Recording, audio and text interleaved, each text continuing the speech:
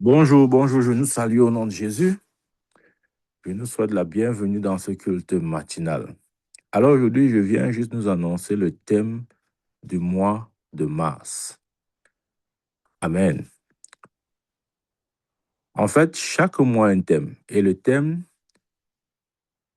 renvoie ou nous donne l'idée générale ou de manière générale, la manière à laquelle, la façon à laquelle, la disposition, disons ça comme ça, dans quelle disposition nous sommes censés être tout au long du mois de mars. Amen. Dans Deutéronome chapitre 5, versets 31 et 32. Là, il est écrit, mais quant à toi,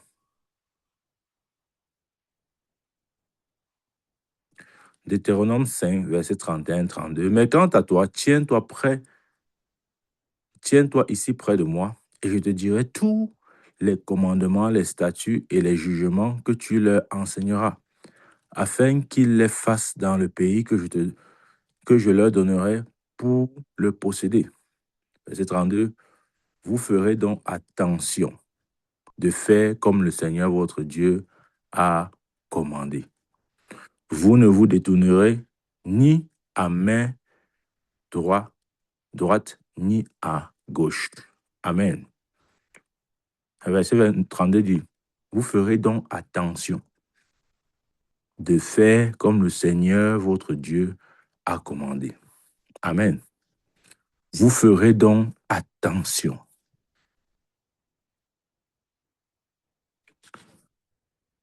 Dans Deutéronome,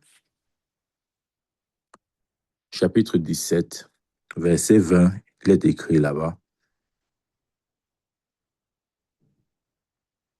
afin que son cœur ne s'élève au-dessus de ses frères et qu'il ne se détourne pas de ce commandement, ni à main droite ni à gauche, afin qu'il prolonge ses jours dans son royaume, lui et ses fils au milieu d'Israël. Ouais.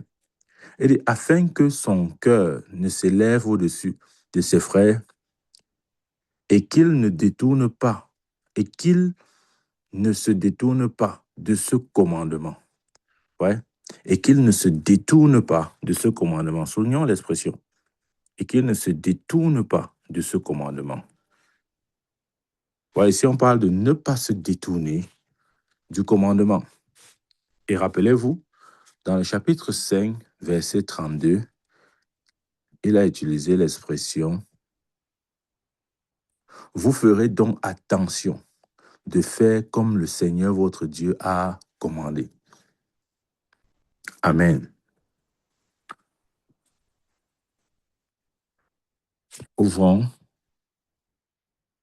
2 Corinthiens. 2 Corinthiens chapitre 4. 2 Corinthiens 4, verset 18.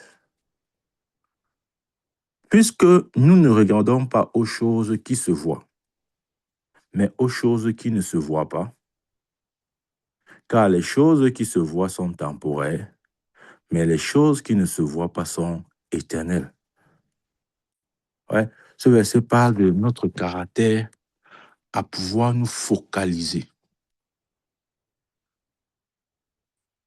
Sur quoi devons-nous nous focaliser? Sur les choses visibles ou sur les choses invisibles? Bien sûr, sur les choses invisibles. Parce qu'il a dit les choses visibles sont temporaires, mais les choses invisibles sont éternelles. Amen.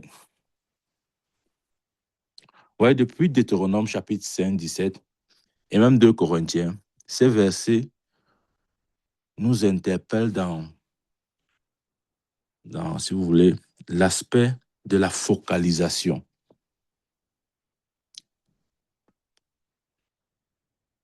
Nous devons rester focalisés, et je dirais même concentrés. Concentrés sur les choses invisibles. Les choses invisibles sont les choses qui concernent le royaume de Dieu. C'est pourquoi dans Colossiens 3, il dit affectionnez-vous des choses qui sont assis, les choses d'en haut, où Christ est assis à la droite de Dieu. Amen. Je lis ce passage. Colossiens chapitre 3, verset 2. Portez votre affection sur les choses d'en haut et non aux choses de la terre. En d'autres termes, focalisez-vous, concentrez-vous. Tu vois bien aimé, tout au long de mars, tu dois rester concentré sur les choses qui sont en haut et non celles qui sont sur la terre. Dieu voudrait que notre attention soit portée vers les choses invisibles. Il veut attirer notre attention afin que nous demeurions comme focus sur des choses invisibles, parce que les choses visibles sont temporaires, les choses invisibles sont éternelles. Alors rassure-toi qu'au mois de mars, ton attention ne soit point portée sur les choses temporaires. Nous devons aller au-delà des choses temporaires, des choses visibles, et avoir notre attention portée sur les choses invisibles. C'est pourquoi ça demandera de notre part une certaine focalisation, une certaine concentration. Nous savons tous pourquoi est-ce que Pierre a failli se noyer. C'est parce qu'il avait perdu la notion de la focalisation, la notion de la concentration. Maintenant, je vais te dire ceci. Satan, avant d'avoir n'importe quel chrétien, c'est-à-dire avant de faire tomber n'importe quel chrétien, il se rassure d'abord de nous distraire. Il faut comprendre comment Satan agit. Satan se rassure d'abord de te distraire. Parce qu'il sait qu'il ne peut rien faire aussi longtemps que tu es focalisé sur un objectif, aussi longtemps que tu es concentré sur les choses invisibles. Crois-moi, il ne peut absolument rien te faire. C'est pourquoi sa stratégie, c'est d'amener la distraction, de créer le bruit et la distraction autour de toi. Comment? Par des circonstances, par les événements. C'est ce qu'il a fait avec Pierre. Il a essayé de le distraire en faisant résonner le vent, la tempête, la foudre, les éclairs, le tonnerre. Ça, c'était pour capter son attention. Écoute-moi très bien. Satan voulait capter l'attention de Pierre. Parce qu'il avait réalisé que Pierre était trop concentré sur Jésus. Il était trop concentré à regarder Jésus. Et aussi longtemps qu'il est concentré à regarder Jésus, il ne peut pas couler. La raison pour laquelle nous coulons des fois, ce n'est pas parce que Satan est fort. C'est parce que nous avons perdu notre concentration. Nous avons perdu notre focalisation. On a arrêté d'être focus, comment dire, on a détourné notre attention. Alors, au lieu de regarder aux choses invisibles, on a commencé à regarder aux choses temporaires. On a commencé à regarder au vent, à la pluie, les circonstances. On a commencé à regarder au sens, ce que ton œil voit. Oh, qu'est-ce qu'on a dit aujourd'hui au journal? Qu'est-ce qu'on a dit aujourd'hui à la télé? Qu'est-ce qu'on a dit aujourd'hui à la radio? Le gouvernement a dit quoi? Le boss a dit quoi? Ouais, on devient sensible aux choses qu'on entend, qu'on voit, qu'on touche, etc. Amen. Et je t'ai dit que Satan ne peut rien te faire. Note ma parole. Il ne peut absolument rien faire aussi longtemps que tu es concentré. Il ne peut rien faire. Je te dis quelque chose. Satan ne peut rien faire dans ta vie. Et si tu es honnête, tu vas voir que chaque fois qu'il a même essayé de faire quelque chose, il a réussi. Pas parce qu'il était fort, mais parce que d'une certaine manière, consciemment ou non, tu as baissé la garde.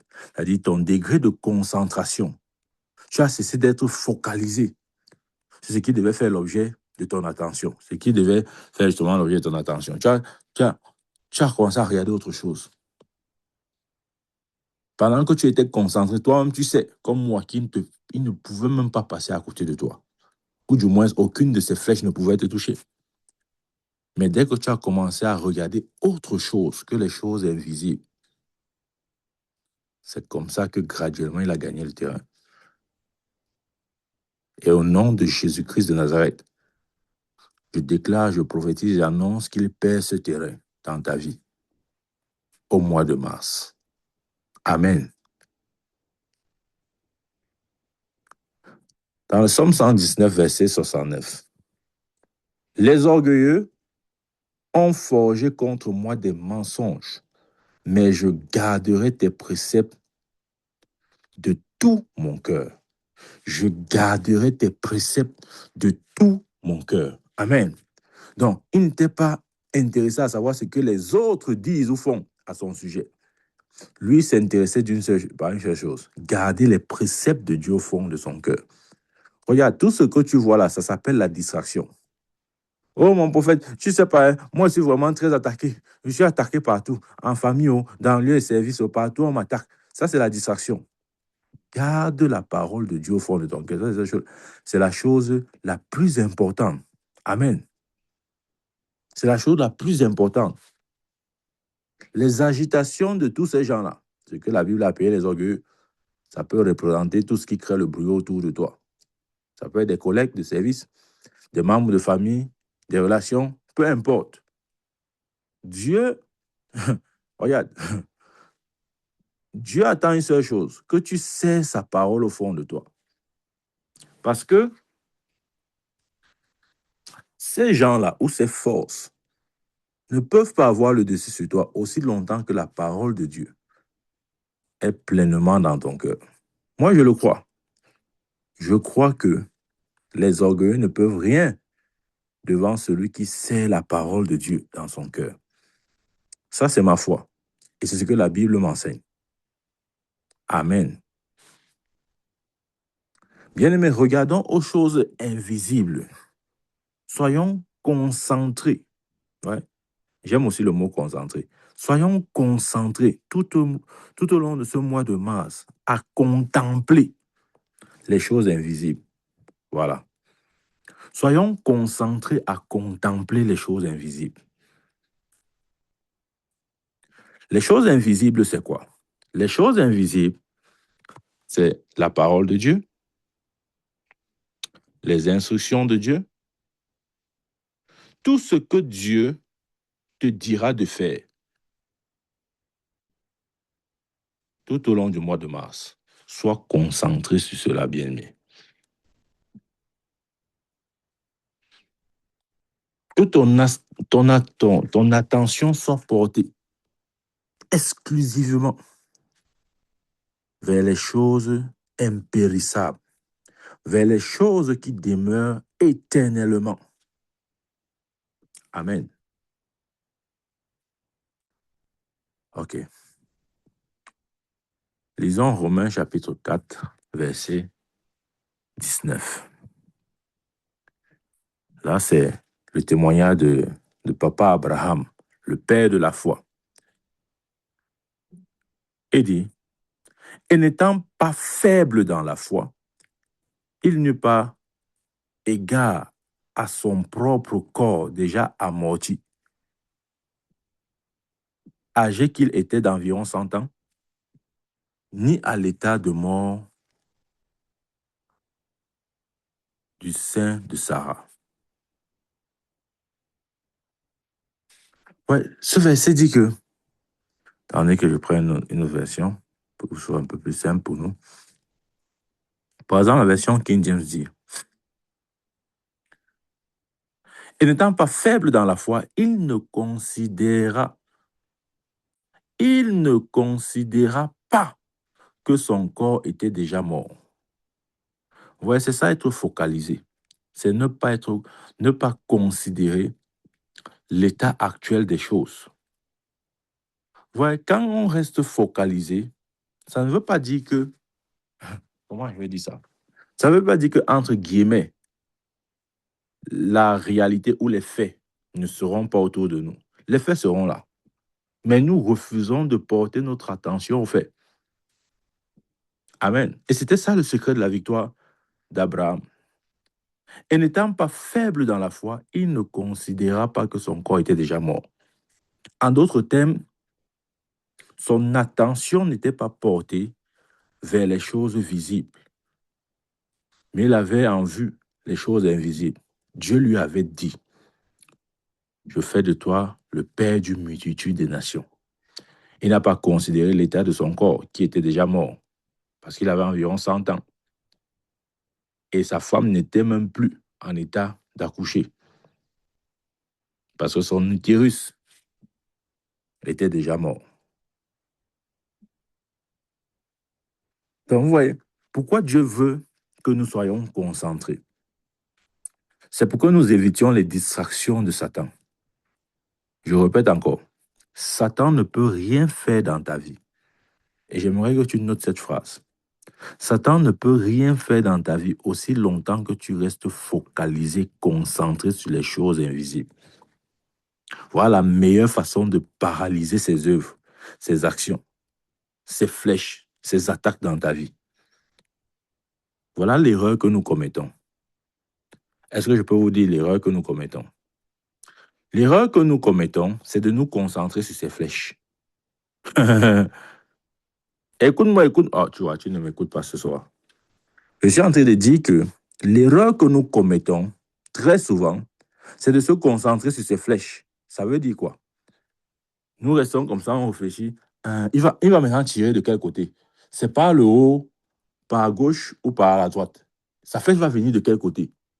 Après, tu commences à regarder partout. Tu tournes ta tête comme le magouillard parce que tu cherches là où la flèche va venir. Ça va te perdre le temps, ça va te fatiguer et je peux te promettre que la flèche là va te toucher. Dieu ne nous a jamais demandé de veiller sur les flèches enflammées de l'ennemi. Il n'a jamais dit ça. Je ne sais pas pourquoi des fois nous enseignons et nous disons des choses qui sont complètement erronées. Où est le verset de la Bible qui dit que veiller sur les flèches de l'ennemi? Non, nous ne devons pas le faire. Il y a des gens qui connaissent toutes les techniques de Satan. La technique d'attaque à minuit, la technique d'attaque à 1 heure. Tu vois, quand entre minuit et 1 heure, il t'attaque comme ça, là. Il va venir comme ça, là. Si on connaissait la parole, autant qu'on connaît cette technique-là, on devait être à l'abri des flèches de l'ennemi. Regarde, voici la bonne façon de faire. Ne te concentre sur aucune flèche de l'ennemi. Méprise toutes ces flèches-là. Concentre-toi sur les choses invisibles. Je te dis la vérité aujourd'hui. J'espère que tu comprends ce qu'il essaye de dire. Ne reste pas là à savoir, Satan là, ça fait ça. Il va lancer ça à quelle heure? C'est à 22 heures. Bon, comme il va lancer ça à 22 heures, il faut que je contre-attaque. Je dois bloquer ça à 21h30. Parce qu'il ne faut pas qu'à 22 heures, je n'ai pas bloqué sa flèche là. Il doit bloquer ça. Te voilà alors, 21h30. Oh, nom de Jésus, je bloque toute flèche de l'ennemi. Oh, oh, oh, oh, oh, oh, oh. Hey, c'est quoi ça? Ça n'est pas au christianisme. Hein? Est-ce que tu peux, tout au long du mois de mars, rester concentré sur la parole de Dieu, sur les choses invisibles? Est-ce que tu peux rester concentré sur toute instruction que Dieu pourra te donner et veiller à l'accomplir tel que Dieu a dit? Nous donnons tellement notre attention au diable. Vous voyez un chrétien caille précisément par rapport au diable. Je vous dis la vérité. Tu ne sais pas ça. Hein? Parfois, quand tu dis un chrétien dit que mon prophète, j'ai prié aujourd'hui alors. Hein. Ou peut-être tu crois qu'il était dans une communion intense avec Dieu. Il fait quoi avec? Il était en train de dire à Satan comment ces flèches retournent à l'envoyeur. Je renvoie toutes les flèches de l'ennemi. Je renvoie toutes les flèches de l'ennemi. C'est ça nos moments de prière. Tu vois, tu ris parce que c'est ce que tu fais. Qui t'a demandé de faire ça? Dis-moi un peu, qui t'a demandé de faire ça? Je t'ai dit quelque chose, ce que je dis est très profond. Si tu es concentré sur les choses invisibles, aucune flèche de l'ennemi ne peut te toucher. Et maintenant, tu vas me dire, mon prophète, si maintenant Satan lance la flèche, ça se passe comment? Je vais te dire comment ça se passe. Quand tu es concentré sur les choses invisibles, tu as deux cas de figure. Hein? Écoute, il n'y a pas trois, il y a deux. Et note encore ce que je veux dire là. Quand tu es concentré sur les choses invisibles et que Satan s'obstine à moi à t'envoyer quelques flèches, voilà les deux possibilités. La flèche qu'il va lancer, soit ça va venir buter sur ton bouclier de la foi, parce que quand tu es concentré sur les choses invisibles, ça veut simplement dire que tu lèves le standard ou le bouclier de la foi. Et tu vois, si tu lances une flèche en direction d'un guerrier qui a son bouclier, le bouclier c'est à protéger, n'est-ce pas? S'il a dressé son bouclier, même s'il ne te regarde pas, si tu essaies de lancer une flèche, ça va buter sur le bouclier. Voilà le premier cas de figure. Ça, je te parle des gens qui sont concentrés. Si tu n'es pas concentré, ça ne te concerne pas. Ça, c'est pour ceux qui sont concentrés. Ça, c'est le premier cas. Le deuxième cas, si tu es concentré sur les choses invisibles, si Satan lance sa flèche, Dieu va te montrer cette flèche-là. Et la raison pour laquelle il te montre cette flèche, c'est pour que tu la stoppes. Ça, c'est différent de celui qui est là en train de veiller sur Satan. C'est-à-dire, au lieu de veiller sur sa propre vie, il veille plutôt sur Satan, sur ses attaques, sur ses flèches. Il veille sur ça, il ne veille pas sur lui. Il veille. Ça, c'est la distraction, bien-aimé. J'espère que j'essaie d'établir une différence dans ton esprit. Et j'espère que tu saisis cette différence. Nous donnons tellement notre attention au diable. Et voilà pourquoi ces flèches nous pénètrent toujours. Parce que tu ne peux pas lever ton bouclier de la foi en restant focalisé sur Satan. Ses stratégies, ses techniques. Aujourd'hui, il a envoyé quoi? Le tonnerre. Hey, demain, il peut m'envoyer le zona. Hey, après, il va envoyer mon corps. Il va envoyer quoi? Hey, Seigneur, je vais faire comment? Satan m'attaque beaucoup. Il va toujours t'attaquer parce que tu es distrait. Voilà pourquoi au mois de mars, Dieu veut que ton esprit reste concentré. Oublie un peu Satan là, oublie-le. Reste maintenant concentré. Il a été donné les deux cas de figure possibles. Il n'y a pas trois. Quand tu restes concentré, quand il va lancer la flèche, ça va buter sur le bouclier de la foi. Pourquoi? Parce que tu es concentré. Le bouclier de la foi se traduit, c'est un synonyme, si vous voulez, de la concentration ou de la focalisation que nous avons vis-à-vis des choses invisibles. C'est de cette manière que nous dressons le bouclier de la foi. Amen.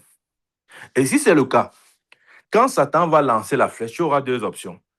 Ça va buter sur le bouclier de la foi. Donc, tu ne verras même pas et tu ne sauras même pas parce que ça a buté sur le bouclier de la foi et c'est tombé. Ça, c'est la première option. La deuxième option, s'il lance la flèche, Dieu te montrera exactement cette flèche. Et dès que tu vas voir la flèche venir, Dieu te montre pour que tu agisses. Maintenant, je vais te donner un exemple de ce que ça veut dire.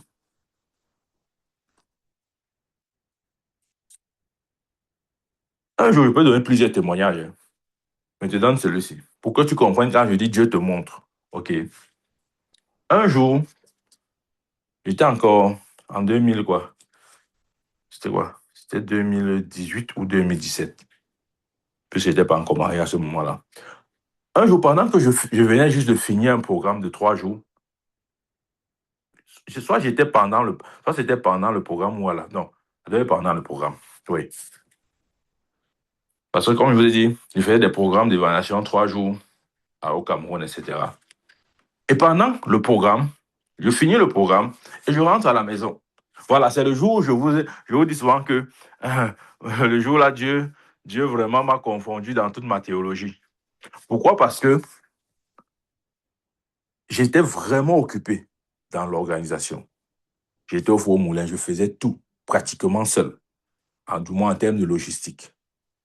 Et je n'avais même pas eu le temps de, entre guillemets, de me préparer. Vous voyez? Et j'avais déjà annoncé le programme.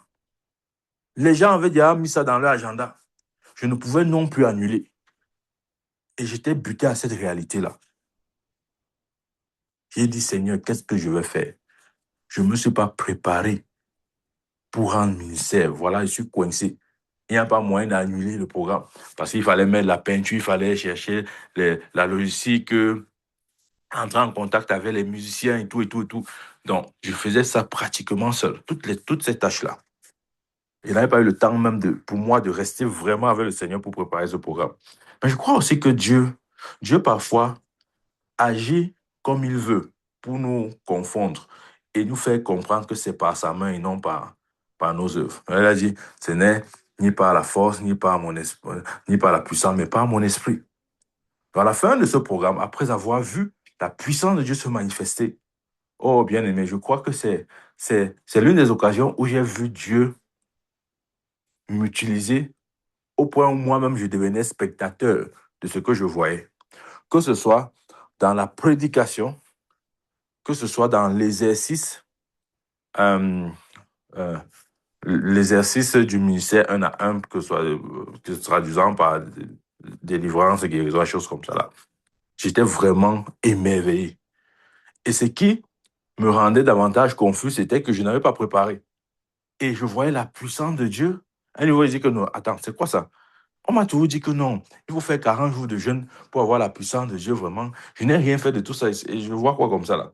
Alors ce jour-là, il rentre à la maison et je suis en train de me coucher. Je médite sur ce qui s'est produit. Parce que j'étais vraiment troublé. Je vous assure, j'étais troublé. Je médite sur ce qui s'est passé pendant le service. Je dis, mais qu'est-ce qui s'est même passé comme ça là?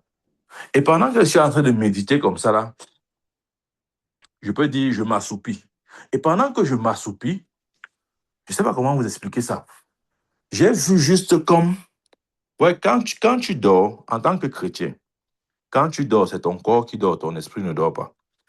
Si tu dors et ton esprit dort, ça c'est très dangereux. Quand tu dors, ça ne doit qu'être ton corps enfin, ce n'est que ton corps qui doit entrer au repos. Ton esprit doit rester toujours éveillé. Donc, je me suis assoupi comme ça là. Et dans une sorte de vision rapide, j'ai vu comme un esprit qui, qui venait vers ma direction et comme voulant m'attaquer. Et je l'ai identifié de loin. Bien aimé, dès que je n'avais pas fini, j'ai seulement tendu mon doigt vers lui.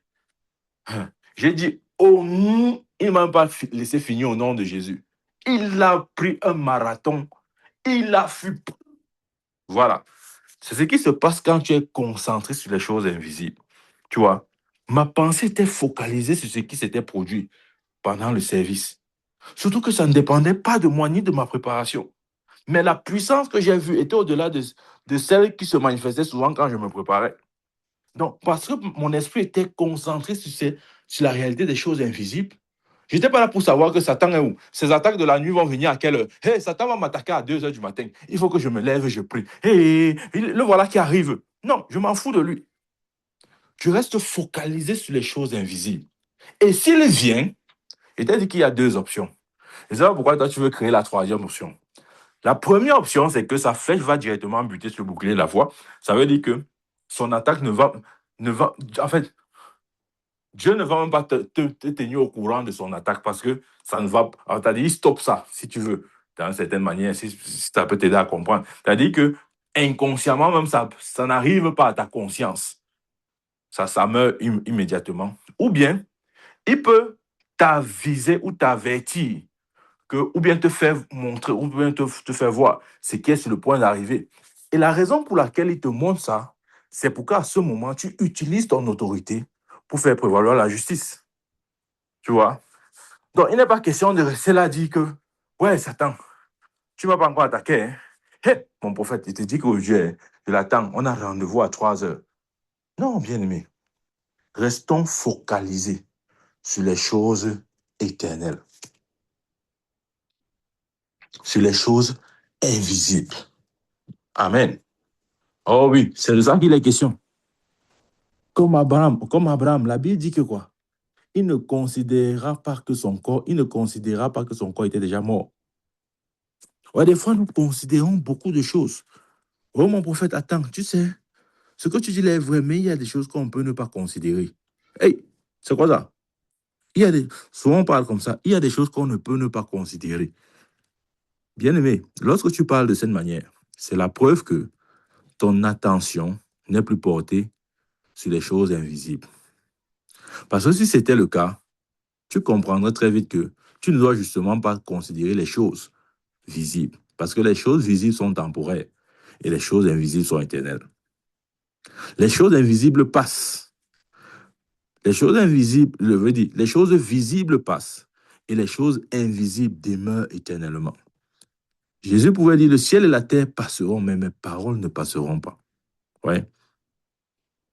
Bien aimé, ton attention est portée sur quoi? Jusqu'à quand vas-tu laisser le Satan te distraire? Satan te dit non.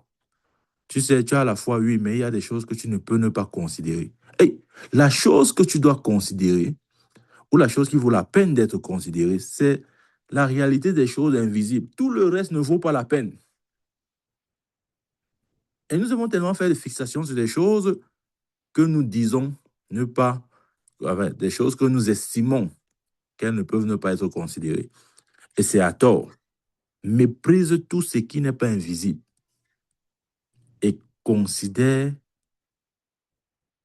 uniquement les choses invisibles. Non, je voulais dire, méprise tout ce qui est visible et considère uniquement les choses invisibles. Amen. Regarde. Ouvre avec moi encore Proverbe. Toi, j'espère que ce mois, ton esprit sera conditionné sur ces paroles. Proverbe chapitre 4, verset 25. Proverbe 4, verset 25 dit, que tes yeux regardent droit en face. Tu vois, je n'ai même pas compris. Si. Que tes yeux regardent droit en face et que tes paupières se dirigent droit devant toi. Ouais, souvent nos yeux regardent en face, nos paupières regardent derrière. Nos yeux regardent en face, nos paupières regardent à gauche. C'est-à-dire qu'on n'est pas focalisé. On ne regarde pas une chose à la fois. On regarde, on veut considérer un ensemble de choses. Donc, tu sais, mon prophète, la foi, ce n'est pas la folie. Hein. Je dois considérer un ensemble de choses. Continue de considérer. Continue. Que tes yeux regardent droit en face. Ouais, pose-toi la question, est-ce que je regarde droit en face? Et continue en disant, que tes paupières se dirigent droit devant toi. Hey, écoute, il y a une seule direction. La direction, là, c'est droit en face. La direction, là, c'est devant. Ce n'est ni à gauche, ni à droite, encore moins derrière, c'est devant. Parce que la gauche, la droite et le derrière, ce sont les distractions de l'ennemi. Ce sont les directions que l'ennemi veut te faire emprunter. Parfois, l'ennemi te dit, non, va un peu à gauche. Après, le matin, il te dit, va à gauche. À midi, va à droite. Le soir, il te dit, non, tu as oublié de rentrer un peu en arrière.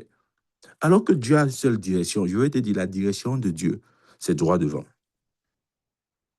Bien aimé, saisis ça une fois pour toutes. Dieu a une seule direction. Tu vois, si Dieu te dit va, si tu entends une voix qui te dit va à droite, ce n'est pas ça. Ce n'est pas la voix de Dieu. Si une voix te dit va à gauche, ce n'est pas Dieu. Je te dis que ce n'est pas Dieu. Si une voix te dit que non, va plutôt derrière, n'écoute pas ça. Dieu a une seule direction. Devant. Ouais. Devant. Il dit, que tes yeux regardent droit en face et que tes paupières se dirigent droit devant toi. Verset 26. Considère le sentier de tes pieds et que tous tes chemins soient bien établis. Bien aimé, tes chemins ne peuvent pas être bien établis si tu ne regardes pas en face. Ne détourne ni à main droite ni à gauche. Retire ton pied du mal. Je t'ai dit tout à l'heure que la gauche et la droite, ce n'est pas la direction de Dieu, non? Voilà ça ici. Oh, souvent nous aimons la gauche et la droite. On aime ça. Tu vas aller à gauche, tu vas aller à droite. Dieu ne se trouve ni à gauche, ni à droite. Dieu se trouve devant, bien-aimé. Amen. C'est pourquoi il a dit que tes yeux regardent droit en face. Droit en face. Tes yeux regardent où? Où sont portés tes regards? Vous voyez, la gauche et la droite, c'est ce qu'on, ou le derrière, si vous voulez, c'est ce qu'on appelle les circonstances qui s'imposent à nous, entre guillemets. Non, mon prophète, tu sais, je ne peux ne pas faire sans ça. Je ne peux pas ne pas faire sans ça. Je dois considérer un ensemble de choses. Ces choses que nous considérons là, ces choses visibles là, ça s'appelle gauche, droite et derrière.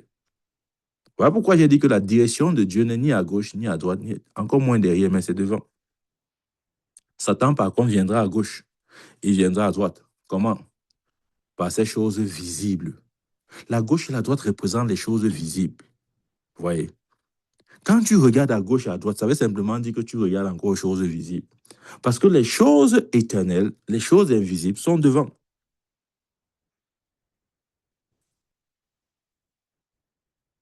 Bien-aimé, que tes yeux regardent droit en face et que tes paupières se dirigent droit devant toi. Amen. Philippiens. Maintenant, ouvre avec moi Philippiens. Philippiens 3, verset 13. Je veux ce qui est dit ici. Il dit, frère, je ne m'estime pas moi-même de l'avoir saisi, mais je fais une chose. Hey, tu vois, tu ne soulignes pas la Bible. Souligne, je fais une chose. Bien-aimé, celui qui a les yeux droits ou celui qui regarde devant lui, c'est celui qui fait une chose. Tu peux pas faire 10 choses. Je ne peux pas faire 10 choses. Nous aimons faire plusieurs choses à la fois. Oh, combien de fois nous aimons faire plusieurs choses? Nous aimons considérer beaucoup d'aspects. Non, je dois considérer ça. Je dois aussi considérer ça. Je dois considérer ça. À la fin de la journée, tu es fatigué. Tu es découragé. Tu veux m'abandonner. En fait, c'est même la honte. Sinon, tu devrais même sortir du christianisme. Tu vas dire vraiment, c'est épuisant. C'est épuisant parce que tu essayes de faire deux choses. Dieu ne nous a jamais demandé de faire deux choses. Il nous demande toujours de faire une chose. Amen. L'apôtre Paul ne faisait pas deux choses. Bien aimé, lorsque tu es focalisé, tu fais une chose. C'est ça, être focalisé. Être focalisé, c'est faire une chose. C'est faire une chose. Marthe et Marie. Marie faisait une chose, mais Marthe faisait plusieurs choses. Elle était en train de couper le plantain. En même temps, elle était en train de mettre l'huile au feu. En même temps, elle était en train de casser les œufs pour faire frire. En même temps, elle était en train de mixer les fruits pour faire le jus. Parce qu'elle disait que son invité était là. En même temps, elle était en train de voir s'il y a l'eau sur la table. En même temps, elle était en train de vouloir dresser la table. Des fois, nous faisons plusieurs choses. Et nous nous fatiguons. Et il n'y aura aucune récompense pour celui qui fait plusieurs choses. Attends, je répète ce qu'elle vient de dire. Il n'y aura aucune récompense pour celui qui fait plusieurs choses. Amen. Il dit, mais je fais une chose. Hey, tu vois, comme mois de mars, Dieu te trouve en train de faire une chose. Si je dis, mon prophète, j'ai deux choses à faire, ce n'est pas Dieu. Dieu veut que tu fasses une chose. Voilà. Non, tu sais, mon prophète, il y a beaucoup de choses. Je dis qu'il n'y a pas beaucoup de choses. Il y a une seule chose à faire. Le beaucoup là, ça ne vient pas de Dieu. Amen.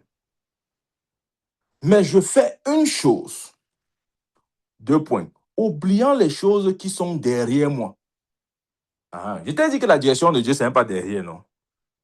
Oubliant les choses. Bien aimé, tu dois oublier les choses qui sont derrière toi. Oubliant les choses qui sont derrière moi. Et parvenant vers ces choses qui sont devant. Tu vois, tu n'as pas souligné. Tout à l'heure, on a lu le verset qui disait que regarde devant toi. Que tes paupières soient devant. OK? Regarde. Ici, il confirme ça. Et oubliant les choses qui sont derrière moi et parvenant vers les choses qui sont devant. La direction de Dieu, c'est devant, ce n'est pas derrière. Je te l'ai dit. Mais non, tu crois que quand on dit que Dieu est partout, il est devant, il est derrière, il est à gauche, à droite. Non, il n'est pas comme ça. Il a une seule direction. Il est devant. Le à gauche, à droite et derrière, là, ce n'est pas Dieu. Oublie ça. Dieu n'est pas ni à gauche, ni à droite, encore moins derrière. Il est devant. Et parvenant vers ces choses qui sont devant. Amen. Je prie au nom de Jésus qu'au mois de mars, tu parviennes à ces choses qui sont devant. Oublie celles qui sont derrière. Oublie-les rapidement. Verset 14. Je cours avec ardeur vers le but. Oh, les choses qui sont devant, c'est quoi? C'est rester concentré sur ce que Dieu t'a donné, sur la tâche que Dieu te donne, sur l'instruction que Dieu te donne. Cours pour l'accomplissement de cette parole. Oubliant les choses qui sont derrière moi et parvenant vers ces choses qui sont devant, je cours. Il n'a pas dit je marche. Quelqu'un qui est focalisé, c'est pas quelqu'un. Quand tu vois quelqu'un marcher, il n'est pas focalisé. Il faut le laisser. Il faut le laisser. Il ne sait pas encore où il va. Parce que quand tu es focalisé, la Bible dit racheter le temps. Ouais. Quand tu n'as pas le temps de marcher, tu as juste le temps de courir. Je cours avec ardeur vers le but pour le prix de l'appel sublime de Dieu en Christ Jésus. Ouais, quelqu'un qui est focalisé, c'est quelqu'un qui garde à l'esprit la récompense. Amen. Il y a une récompense attachée à notre appel. Dieu ne t'appelle pas pour rien. Il t'appelle parce qu'il veut te décorer. Il veut te récompenser. Il veut te couronner. Et ça, c'était la priorité de Paul. C'est pourquoi il ne regardait pas aux choses qui sont en arrière. Il regardait à celles qui sont devant. Amen. Il oubliait tout. Et une seule chose ne comptait pour lui. Les choses invisibles. Sa couronne, sa récompense. Oh, qu'au mois de mars, qu'une seule chose compte pour toi. Qu'une seule chose compte pour toi. Comme Paul, que tu sois pleinement conscient de l'accomplissement de la parole de Dieu dans ta vie. Que tu cours dans ce but. Que tu oublies tout ce qui est derrière. Ne regarde ni à gauche, ni à droite. Ne te détourne même pas. Tu vois ce qui est arrivé à la femme de l'autre, non? Au lieu de regarder devant, elle, au lieu de marcher comme son mari devant, elle est en train de regarder derrière. Ouais, voilà ma maison que j'ai construite. Je veux faire comment? Ouais, voilà le feu qui est en train de détruire ça. Et j'ai investi beaucoup d'argent. Et mon lit, oh, ma piscine, oh, mes biens. Je veux faire comment? En regardant derrière, elle a été transformée en statue de sel. Au nom de Jésus-Christ de Nazareth, la portion de la femme de l'autre n'est pas ta portion au mois de mars. Amen. C'est pourquoi Jésus ne veut pas que nous regardions en arrière. Parce que la portion de ceux qui regardent en arrière, c'est la statue de sel. Il n'y a rien d'autre. Tu crois que tu vas arriver à destination en regardant derrière? Non. Non, c'est pas possible. Oui, c'est pas possible. Personne ne peut arriver en regardant en arrière. Non, c'est pas possible. Ce n'est du tout pas possible. C'est pourquoi je prie pour un esprit de concentration, de focalisation. Au nom de Jésus-Christ de Nazareth. Tu ne seras pas distrait en ce mois de mars. Quelle que soit la distraction avec laquelle Satan viendra, que ton esprit ne trouve même pas le temps de lui accorder une seconde. Parce que tu restes concentré sur la seule chose qui compte. Amen. Que tes yeux regardent droit en face et que tes paupières se dirigent droit devant toi. Amen. Que ceci soit ton partage au nom puissant de Jésus-Christ. Ésaïe chapitre 26. Il y avait moi Ésaïe, ce grand prophète. Ésaïe, chapitre 26, verset 3. Il dit, tu le garderas dans une paix parfaite. Celui dont l'Esprit s'appuie sur toi parce qu'il se confie en toi. Bien-aimé, Dieu promet la paix parfaite pour celui qui est focalisé sur lui. Amen. Si tu n'es pas focalisé, il n'y aura pas de paix parfaite pour toi. Il n'y aura que le trouble. C'est pourquoi des fois nous sommes tellement troublés. Troublés le matin, troublés à midi, troublés le soir. On accuse Satan. On passe le temps à accuser Satan. Voilà, lui, ce qu'on dit, à celui qui est ferme dans ses sentiments, tu assures la paix. La paix parce qu'il se confie en toi. Ouais, nous devons être concentrés, c'est être ferme dans ses sentiments. La seule façon pour nous d'être ferme dans nos sentiments, c'est de refuser de considérer autre chose que les choses invisibles. Parce que lorsque nous commençons à considérer les choses visibles, nous ne pouvons pas être fermes dans nos sentiments. Amen. Écoute bien ce que je suis en train de dire. Si nous continuons de considérer les choses visibles, nous ne pouvons pas être fermes dans nos sentiments. Et si nous ne sommes pas fermes dans nos sentiments, il n'y aura pas de paix pour nous. Notre seul héritage à ce moment ne sera que le trouble. On va voir certains enfants de Dieu sont troublés chaque jour. Pourquoi? Parce qu'ils ne sont pas fermes dans leurs sentiments. Ils ne sont pas fermes dans leurs sentiments parce qu'ils ne sont pas concentrés. Ils regardent et considèrent tout ce qu'ils voient. Amen. Regardez ce que Jacques dit par rapport à ce point.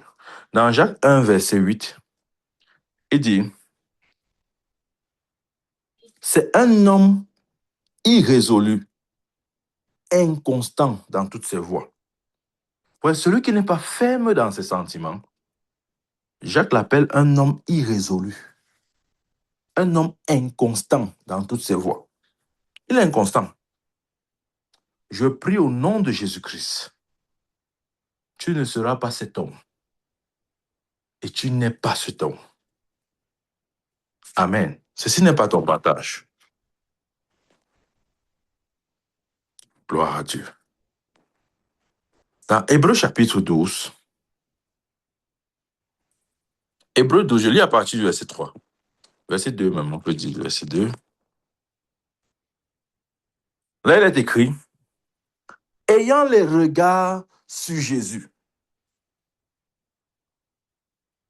le chef et le consommateur de la foi, qui, en vue de la joie qui lui était réservée, a souffert la croix, méprisé l'ignominie. Oh, Jésus a méprisé l'ignominie et s'est assis à la droite du trône de Dieu. Amen. Ouais. Ayant les regards sur Jésus, le chef et le consommateur de notre foi. Lorsque nous sommes concentrés ou lorsque nous sommes focalisés, ça veut dire que nous avons les regards sur une seule chose ou sur une seule personne, Jésus. Qui est quoi? Qui est le chef et le consommateur de notre foi. Pourquoi il est le chef et le consommateur? Parce qu'il nous a donné l'exemple. Amen. Le verset dit, qui en vue de la joie qui lui était réservée, quelle était cette joie? Cette joie était de voir le peuple qui viendra à sa résurrection. Cette joie était de voir la nouvelle création qui naîtra après lui. C'est cette joie qu'il voyait. Et parce qu'il avait en vue cette nouvelle création, il a accepté de souffrir la croix. Il a méprisé l'ignominie. Et la conséquence, c'est quoi? Il s'est assis à la droite du trône de Dieu. Tu vois, la réalité du trône, c'est pour ceux qui sont prêts à être concentrés. Tu vois, on peut dire que oh, tu es assis à la droite de Dieu. Oh, tu es au-dessus de toute principauté, tout non. Oh, tout ce que tu veux là, on peut dire ça. Mais si tu n'es pas concentré, tu ne peux pas vivre la réalité de ces versets. Oh, je suis assis avec Christ. Christ en Dieu à la droite du trône de Dieu. Je règne avec Christ sur le trône de Dieu. Oui, c'est pas faux. Mais si tu n'es pas concentré, tu ne peux pas vivre la réalité. Ça sera juste des versets bibliques dans ta tête. C'est tout. Amen. Vous voyez, reconnaissons la place de la concentration. Oh oui. Nous devons rester concentrés, bien-aimés. Ayant les regards sur Jésus, le chef et le consommateur de la foi, qui, en vue de la joie qui lui était réservée, a souffert la croix, méprisé l'ignominie, et s'est assis à la droite du trône de Dieu. Waouh! Ce verset est tellement puissant. Bien-aimé, Dieu te veut et me veut concentré pour le mois de mars. Amen. Je dis, Dieu te veut et Dieu me veut concentré tout au long du mois de mars. Pas de distraction. Pas de distraction. Amen. C'est de ça qu'il est question. Qu'au mois de mars, ton attention soit focalisée sur Jésus. Ton attention soit focalisée sur la parole de Dieu. Soit focalisée sur les réalités des choses invisibles. En d'autres termes, sur les réalités du royaume de Dieu. Il dit, affectionnez-vous des choses d'en haut où Christ est assis à la droite de Dieu. Nous ne devons pas regarder aux choses d'en bas. Ouais. Ça veut dire quoi? Ça veut dire que notre attention ne doit pas être portée aux choses d'en bas. Et ça, c'est comme ça que Dieu voudrait que tu vives tout le mois de mars. Est-ce que tu es concentré? Demeure concentré. Au nom de Jésus-Christ. Amen. Amen, amen. Que Dieu nous bénisse.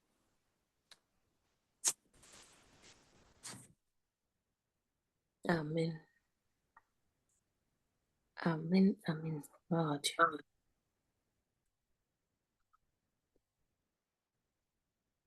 Amen, amen, amen.